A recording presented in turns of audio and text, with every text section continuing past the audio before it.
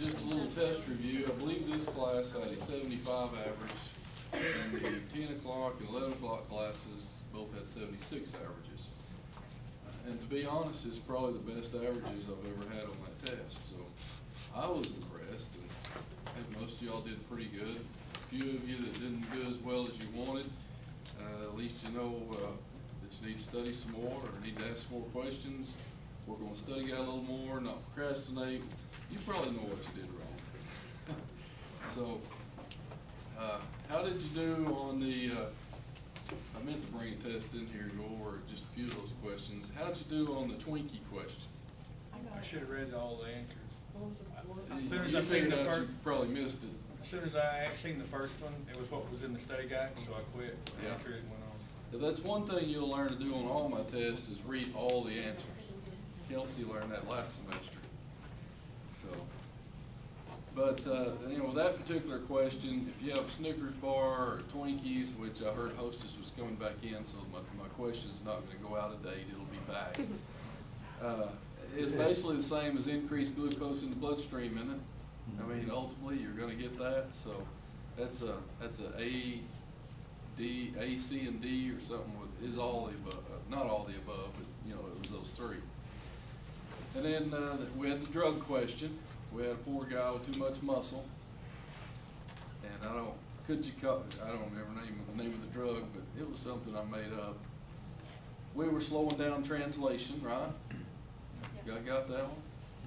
Was there a bear question on there? A lady being chased by a bear? No. Really? Left that one out. Yes, ma'am? If you're hypoglycemic though, and you eat a Snickers or Twinkies, your blood sugar drops. Mine does. Mine bottoms out when I eat sweets. So I didn't check all of the above. I would consider that not normal. It isn't. I can Mine eat does a the same candy bar, thing. mine goes below 70. Some people will be hypoglycemic and all they have to do is put a peppermint in their mouth and they're back up and running. I've had them pass out in class and we wake them up enough to get orange juice down them or something and they're back up and running. I can't eat And I tell them, So- you're 18 years old, you ought to know when you're fixing to go out. Bring something with you, carry something with you all the time. And like Mr. Hebert had, he had a few of those problems and he'd carry a Snickers or something with him, maybe just a mini bar, whatever it took. I wouldn't consider your situation the norm by any means. I checked it the other way because I can't eat sugar without it going. If I don't eat, I get shaky but I can't eat sugar. I have to eat just regular food, and then if I eat sweets, it drops out. Correct. I'm sleepy, can't stay awake. I don't know, maybe your insulin overreacts to that situation. They just said I was hypoglycemic. Hypo may be an overreaction by and the sugar causes it to just react quickly where the food's a slow breakdown process. You may be where a lot of people their pancreas is not reacting well enough. Yours may be overreacting. What other word problems did I have on there, y'all remember? Can't believe I didn't have one with a bear on there. Something about a Mona Lisa, Yeah, you had something about a Mona Lisa. and Frankenstein, and Yeah, that was Dr. Frankenstein. What did I have on there about Mona Lisa? It's like no more Mona or something like that. I don't even remember the main topic of that question. And then Oh, well. I just remember that something was like no more Mona. You don't remember much, do No. you? I don't either. Well, moving on to test 2, which you'll get another quantity of those kind of questions, and we'll be leading into more phase 2 type questions as we get into this. But this test is covering chapters 6, 10, 11, and 12. 6 is short, we'll cover 6 today. 10 gets into senses, so we got taste, smell, hearing, eyes, and 11 gets into your hormones. And 10 takes 2 or 3 class periods, 11 takes at least a couple of class periods. This is pretty And much, 12 is muscle contraction, and we summarize that up you're going to be. pretty good in a partial class period. So we usually do it and review at the same time. Can you explain hormones in a teenage body? Erratic, uncontrolled. Yes. Undefined. The first teaching job I ever had was in a high school, and that was the first year I started my blood pressure medication. And I'm still on it, but not a higher dose, which says y'all hadn't stressed me any more than they did, and I just can't get over them. Was it 1, 2, or 3 months into the school year? About 6 months, yeah. But I had freshman boys and I had freshman girls in separate classes because it alternated with PE in a general physical science. And that's the hormone years. That's the most messed up age I could ever run across. They were just messed up all the time. They were never happy. If they is happy, the next minute they is crying. So don't get happy with them because we'd all be crying before it's over with.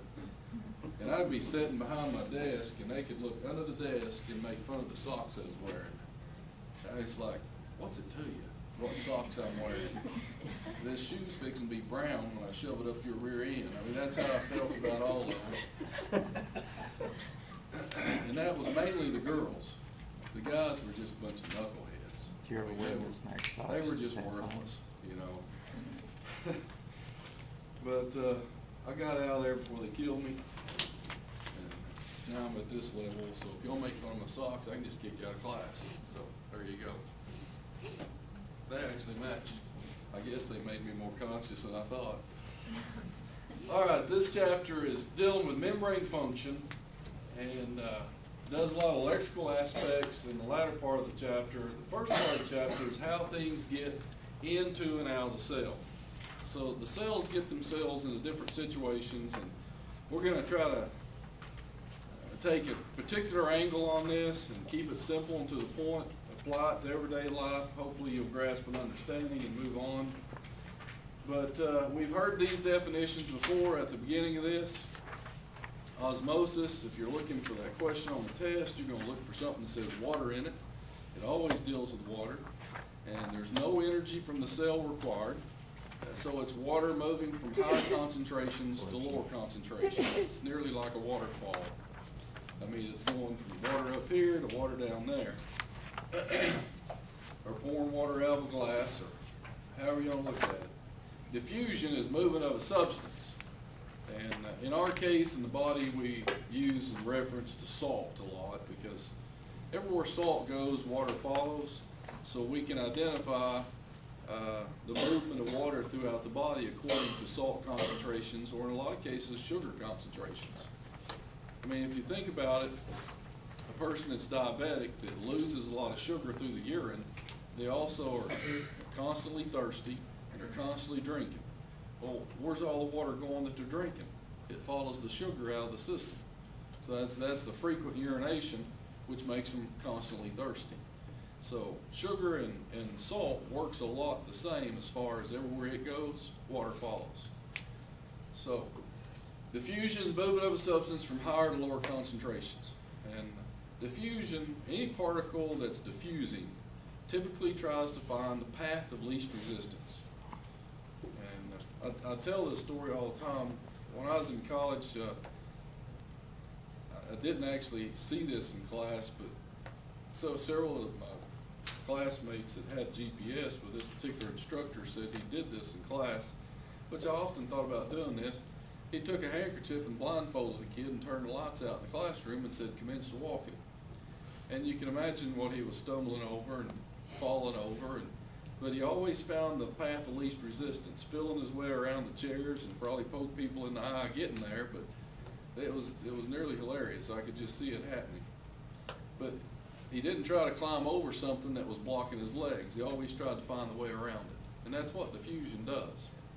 And in the body, it's going to do the same thing, path of least resistance, from higher to lower. It does not cost the cell any energy, and that's a real simple definition. Facilitated diffusion is the same thing, except it'll use a carrier.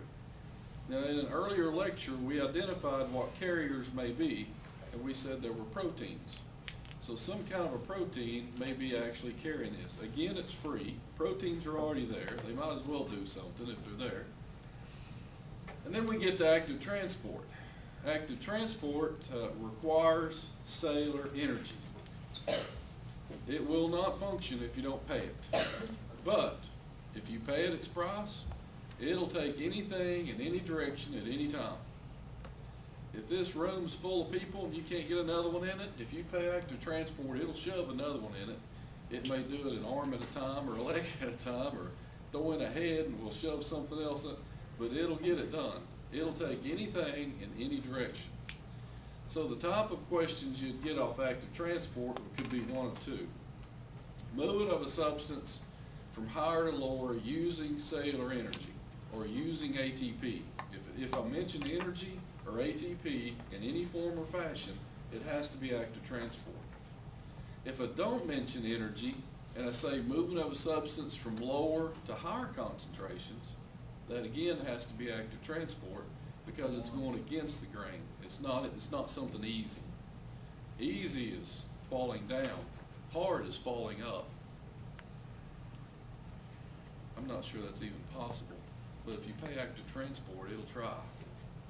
So that's kind of the point here.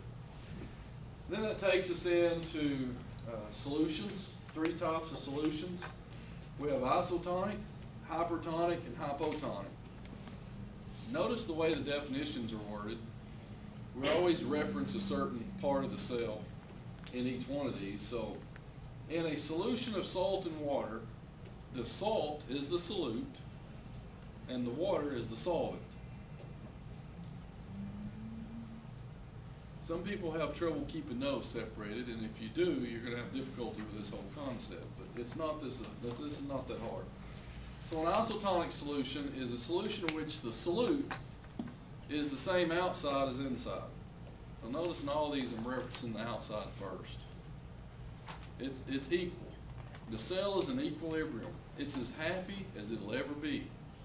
How long will it stay in this? Not very long. We're in constant fluctuation. Would you agree? Constant. Hypertonic. Hyper means more. How many of y'all are in medical terminology or are taking it? Well, you can break a lot of these words down. Hyper we know is more. Ic means pertaining to. So the middle must be a solution. Must be some type of major root word there, referring to a solution. So the solute is more outside than inside the cell. A hypotonic, the solute is less outside than inside the cell. So to utilize a few examples of this, we'll have to use some classic textbook examples.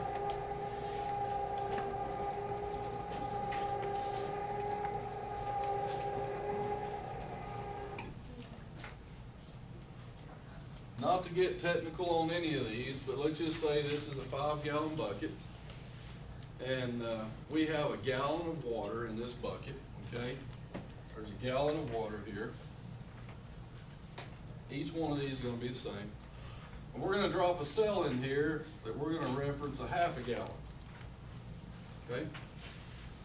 Now, if we put 2 molecules of salt in that cell, and 2 molecules of salt outside that cell, what type of solution is that cell sitting in?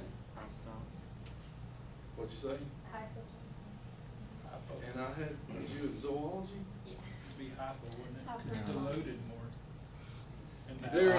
There's less solute outside I than wasn't inside. thinking about the water part. Uh-huh. We really, we're looking at salt particles, but we're looking at concentration gradient more than anything else. And if we have a gallon of water with 2 salt particles in it, that's certainly less concentrated than a 1/2 gallon with 2, correct?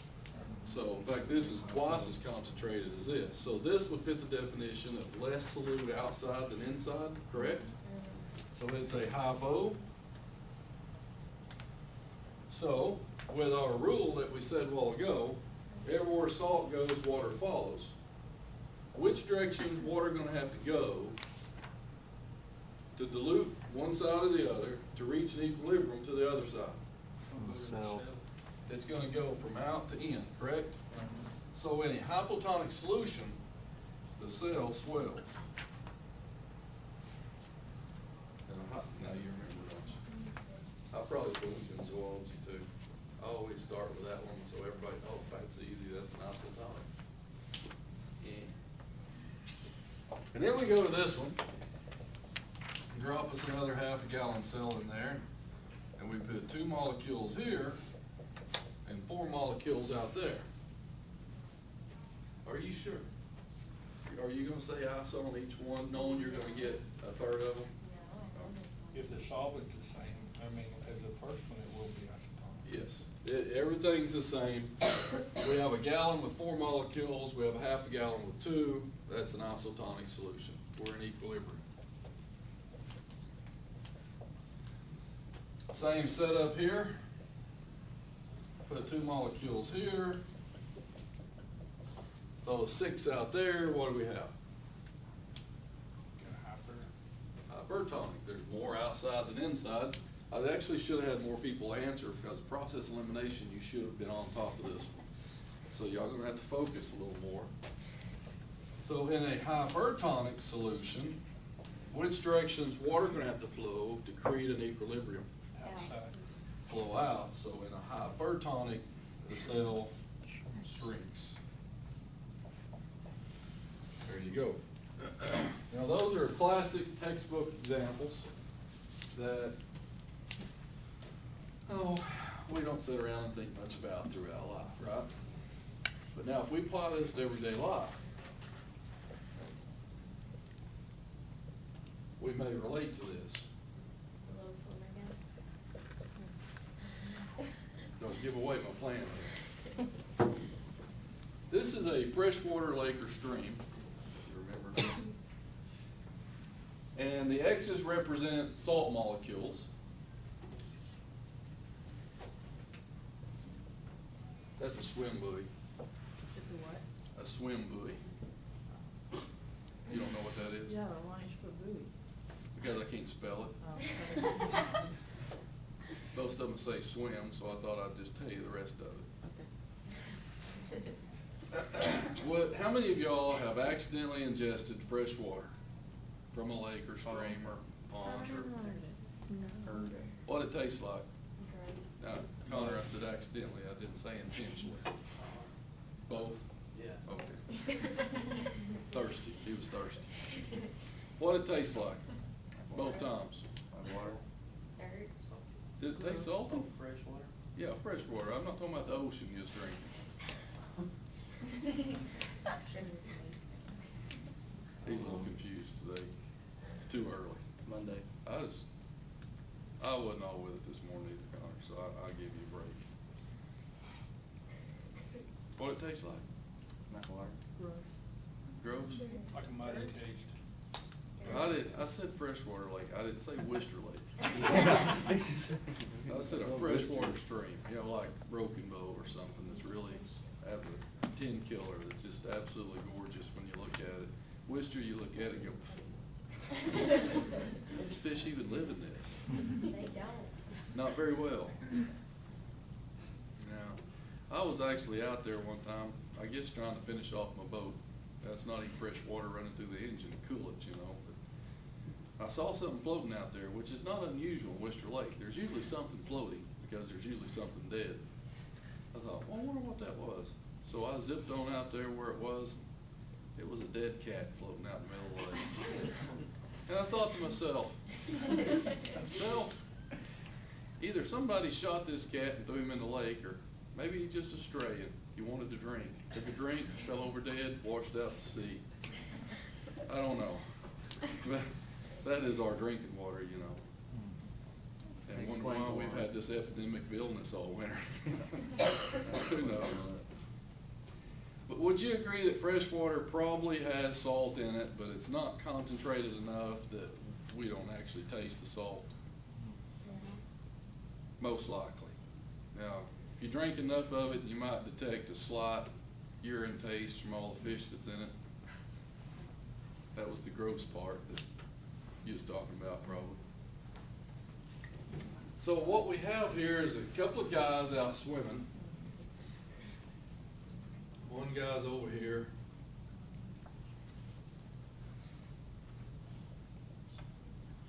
Really happy. Oh, yeah, he's happy. And I have to show salt concentration. Would you agree the salt concentration of a human body would be greater than the fresh water he's swimming in? Okay, we're on the same page. What's their name? Somebody name them. Mo and Larry. Mo and Larry. Which one's which? Mo. This Mo? He's up in deep end. Oh, yeah, Mo needs some ears. Mo and Larry. Been swimming out here for a while. One of those hot summer days. Just stay submerged, stay cooled off, Connor. You've been there. Just stay cooled off, and suddenly, I mean, you're so relaxed, you just kind of let time pass by. Larry remembered they had to be someplace. So he decided to, instead of yelling at Mo, who was hanging on to the buoy half asleep, he'd just swim out there, get his last bit of exercise, and then get Mo and get Samuel out of there. So Larry swims out here, about right in here, and he swims through this warm patch of water.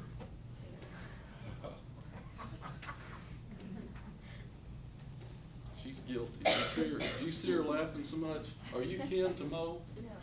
You're not kin to Mo? Well, what did Larry swim through?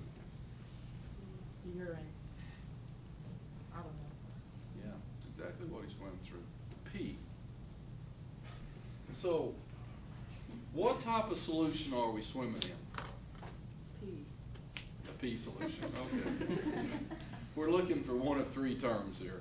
Is it hyper, hypo, iso? Hypotonic solution. So if there's less solute outside here than in the body, then as long as Mo and Larry both are swimming around, they're gaining water. Would you agree? You think that happens in real life? You ever noticed if you're swimming, you have to pee more often? Of course, none of us want to quit what we like so much, so we're the little kid over in the corner by himself for 30 seconds. Y'all laugh because all of y'all's been there. I don't want to go to the bathroom, I'll be with y'all in a minute. Or, don't tell anybody, where'd Mo go? Yeah. How about the ski boat that's in the middle of the lake that everybody jumps overboard to cool down? They're not cooling down, it's a pee break. She's laughing because she's been one of those people. Correct? Maybe. We're not gonna admit to any guilt today, huh? All right, so granted, the cell swells, he has to relieve himself, Larry swims through it, Larry's not very happy. Okay, so there's a hypotonic solution. Then we move out, have to make this a little smaller, move out to the ocean. We're in your territory now, Connor. Would you agree, how many's been to the ocean? Would you agree salt concentration's quite significant? Yeah. I could be marking X's all day up here. When you come out of the ocean, you're feeling clean, aren't you? You feel like this coating's on. You don't even have to get in the ocean. Just be around the ocean. I mean, walk along the shore. Don't even get in. And you can go to supper and flick salt right on your food, right off your arm. I mean, that's some serious salt concentration. Buoyant's much greater out here, though. Now, what we have here is Larry's going sailing.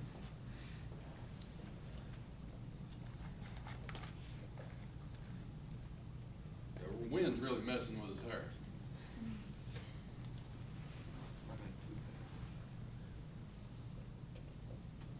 The trunk of his body's also grown significantly. He did not take Mo with him. Mo's over here on the shore. Larry's waving to him, but Larry's still a little ticked off at him. So Larry's waving thickly with one finger. Didn't take him because he didn't want to be peed on. And so he's out here by himself, and he jumps in. He's down here swimming. What's happening to him as he's swimming in this salty water? What type of solution is he swimming in? Hypertonic. Hypertonic? What's happening to him? He's becoming more dehydrated the more he swims in the ocean.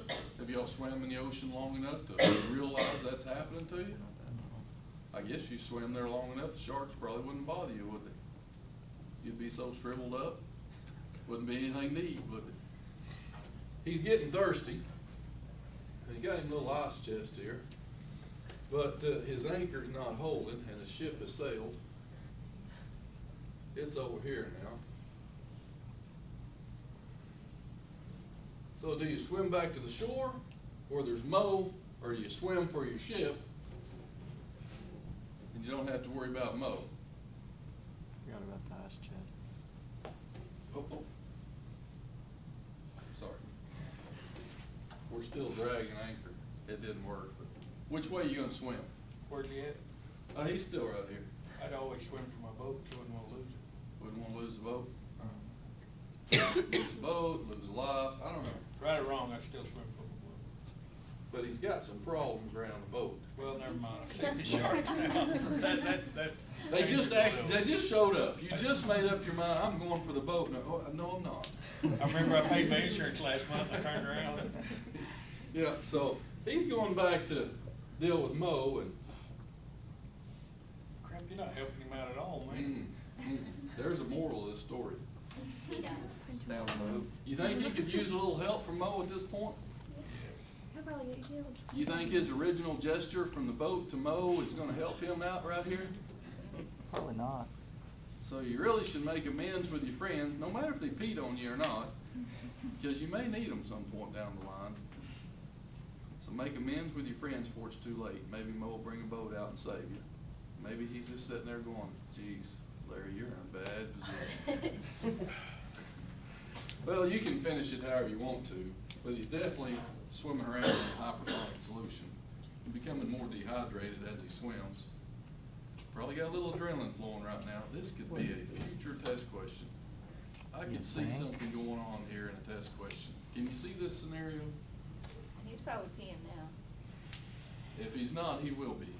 And possibly even some other stuff going on there too, if a shark gets hold of the leg. Just get a little wave closer, it'll be okay. Yeah. Maybe it'll fleece float up the shore for Mo to look at. Try to tell me that works out. But that's really what it's supposed to do. I don't see him getting him fast in the water. Think y'all can handle solutions? What if I ask you on the test, Yeah.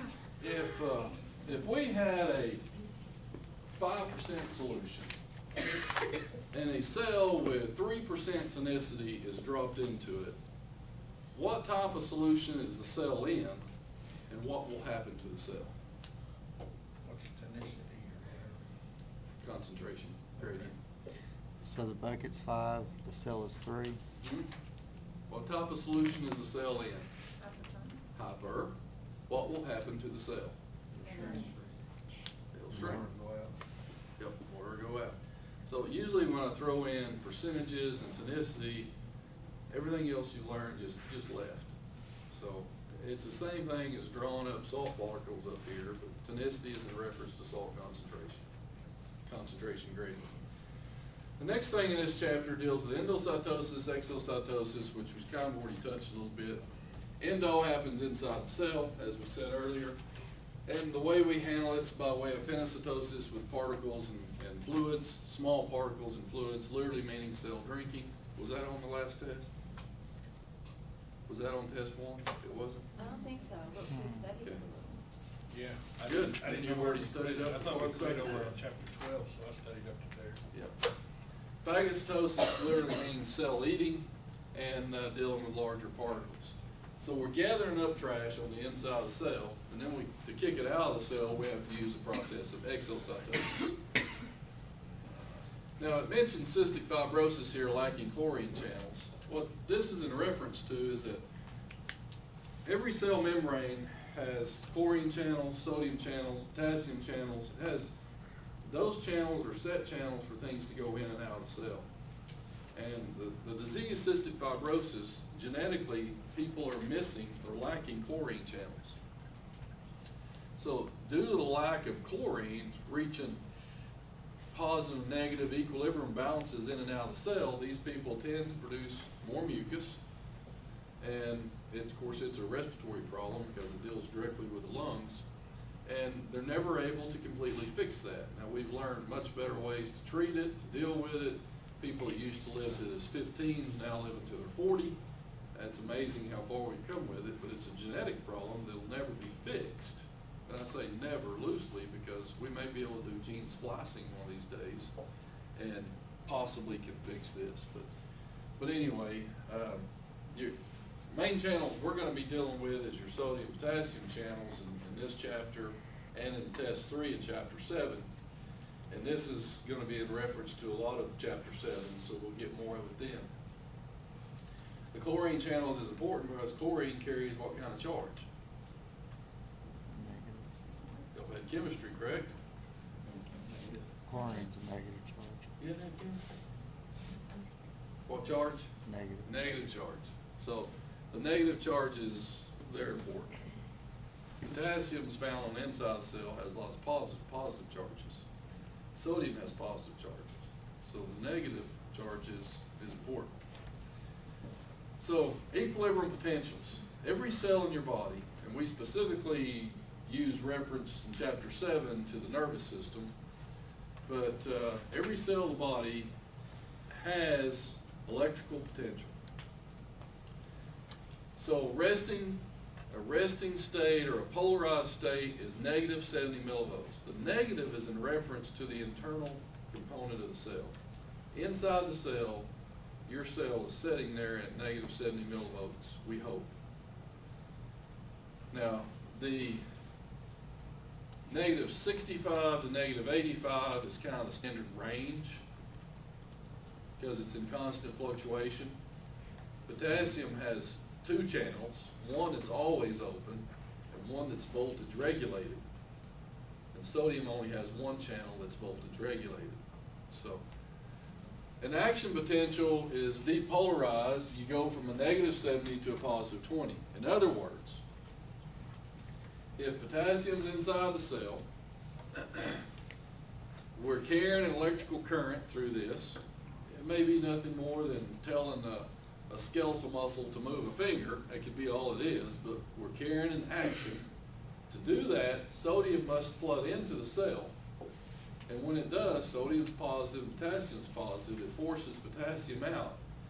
And the cell actually will become more positive on the inside. It can go all the way to a positive 20. And the negative 70, that electrical energy that was sitting there was actually used to conduct the impulse on to where it's going. Now, if we just take a cell here, and we have potassium inside and sodium outside, potassium's got one channel that's always open. And this is why we fluctuate from negative 65 to negative 85, because potassium comes and goes. We have active transport pumps out here that constantly keeps enough potassium in there to keep us in that realm. The active transport pumps are constantly busy all the time. They require energy. They say kidney cells may have as many as 40 pumps per cell. Now, there's a lot of energy being thrown at your kidney, but look what it's doing for you. You throw the kidney out and we're done, right? I mean, some of us had experienced that over the weekend with kidney problems, right? We don't want kidney problems. So these pumps constantly requiring energy. The active, we're sitting here at negative 70 millivolts. The stimulus, whatever, probably a threshold stimulus, hits the cell. Sodium floods in. Okay, positive, sodium, positive, positive, positive repel. And just as sodium floods in, just before the sodium gate closes, the second potassium gate opens and potassium leaves. And negative 70 can go to a positive 20. Well, we've lost our energy, but our energy was used to conduct down to wherever it's going. It's like you got batteries in a flashlight, and they're sitting there, they're charged up. You turn the light on, we use the energy to shoot a beam out. Are we at the same energy level in the batteries that we were when we started? No. In the case of batteries I use in this little camera, they start running down, I stick them back in a charger, they recharge themselves, and we go again. It's exactly what's gonna happen here. Once it's conducted the impulse, the active transport pump pumps the potassium back in and sodium back out, and it's 3 sodium to 2 potassium, and we get back to negative 70 millivolts, and that's the next term. We repolarized it, we recharged it, now we're ready to go again if another something comes by we need to do. So we're ready to work, we get the job done, we rest up, we're ready to work again. That makes sense, doesn't it? And we really see it when we start conducting down different kinds of neurons. In chapter 7, we'll show the conduction down a neuron. The book will tell you not to use conduction because it's regenerated down the length of a neuron, yet they'll say it's conducted without detriment, without loss of amplitude, so they cross their own words, so we'll use whatever words we want to. So what kind of question might there be on a test about this? Well, and on this test, we'll probably go as deep as resting, just definitions of resting potential, action potential, and repolarization. On test 3, then we'll probably go a little bit deeper. And this one, you're gonna wanna know, I'm almost 100% sure, I'm gonna ask you, what's the most abundant ion outside the cell? And it's sodium. Inside the cell is potassium. Now, if you take sodium out of the picture, and potassium is the only thing involved, potassium is extremely close to resting potential. Potassium by itself is negative 90 millivolts. I may actually ask you that too. So is that like the Negative 90 millivolts. What question is that? 17 on the study guide is negative 90 millivolts.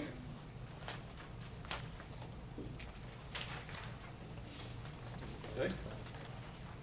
So, this stuff may seem a little confusing now on equilibrium potentials, but as we apply it more in chapter 7, which is test 3, then I think it'll make more sense as we continue with it. So from this point, we actually jump over to chapter 10. I believe we're finished with this one.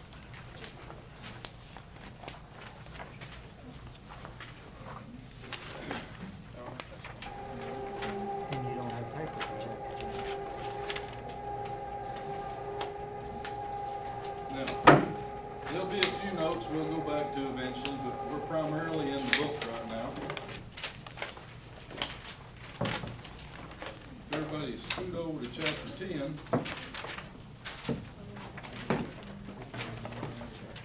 What number did you say that?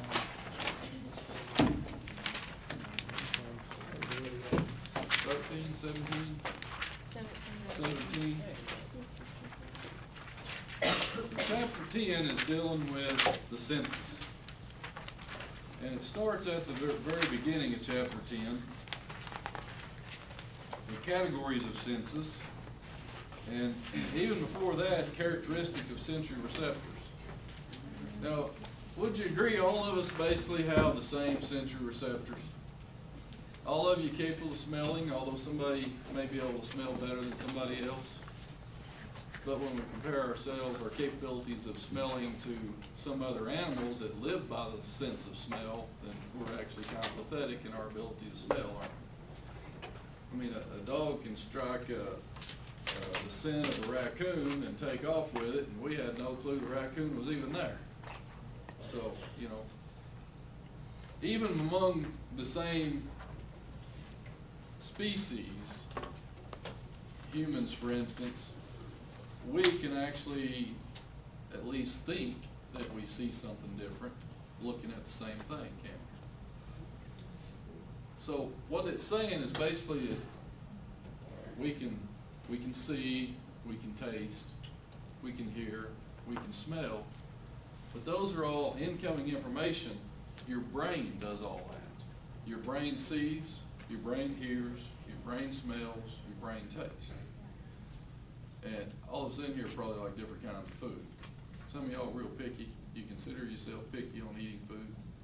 Some things you're not gonna touch with a 10-foot pole. I'll just send it my way, cause I eat anything. That's my problem. That's my weakness, is food probably, cause I like to eat. So our perceptions of the world, its textures, colors, sounds, its warmth, smells, and taste are creations of the brain. Now, I think it's important that we understand that, because, you know, we could be standing side by side, watch a wreck, and give a report that's slightly different to the officer, couldn't we? You think your brain made something up? What if you knew one of the people in the wreck? Could that influence that possibility? That, well, yeah, it could have happened that way, but I think, there's a problem, we started thinking. There's always a problem, but somebody says, I think, in other words, that's their mind creating something. Now, different modalities or forms, sound, light, pressure, all result from differences in neural pathways and synaptic connections. But we'll see a lot, not only in this chapter, but in chapter 7, 8, 9, and test 3, and synaptic connections is what helps lay down long-term memory. If it's something you're interested in, you're more apt to remember it. If it's something you have no interest in, yet you're supposed to remember it, it's a struggle to remember it because I could care less. You ever had classes like that? And don't say this one. You already messed up. Your grade has been docked, just by attitude primarily. I had classes in that. I mean, I took a humanities class in college, and I still today think it's absolutely worthless for what I do in life. Every now and then I throw out Aristotle, but he's in science books because he was the first scientist. Everybody else, who cares? Now, any humanities majors in here? Strange, I never find humanities majors in my classes. How many of y'all had the class? Anything inside of that class piques your interest? No. Suffer through it, make the best you can, be glad to get out? Barely went to class. Y'all are very science-minded. Now, you get over in fine arts and I say, oh, humanities is the base of life. If you don't know humanities, you don't know life. Well, excuse me. It's not so true. Look at the functional categories. Chemoreceptors. Wonder what that's picking up. Name a couple. Chemo. What? Chemoreceptors. What, name 2 senses that's picking these up for you. Taste buds. Smelling and tasting. If y'all pay attention, I'll give you hints from time to time. Taste and smell. Photoreceptors. Very good. Thermoreceptors. We got a thermometer sticking out the back of her head. Skin, right? Thermoreceptors, skin. Can you feel cold? Can you feel hot? You may have to fire up something in here and touch somebody, see if they feel it. Mechanoreceptor, pain. How about the bones in the ear? Are they mechanical? Yeah, I think you'd feel some pain, especially if we touch you with something hot. We can get all things done with one thing there, can't we? Nociceptors, pain receptors that respond to stimuli. The nociceptors are typically, or can be found in joints and things like that, but these are basically pain receptors, just another name. Proprioceptors, sure enough, found in muscles, tendons, and joints, and it tells you angles. You know, if you twist a knee, you know it. You not only get pain from nociceptors, but you know the knee twisted wrong. So, proprioceptors. And then cutaneous receptors goes back to skin, touch, pressure, pain, cold, hot. You can feel all that. Anything on the outside's exterior receptors, on the inside's interior receptors. So they keep that pretty simple for us. So we better shut her down right there. Mark, tonic, and phasic. We'll start up there on Wednesday. In fact, I'll probably start there a little bit in lab today. We're going to take the lab test, and then I'm going to lecture. Or I may do it vice versa. I may actually lecture for about 30 minutes, take the lab test, and be done. But we're going to try to move on through some of this chapter best we can.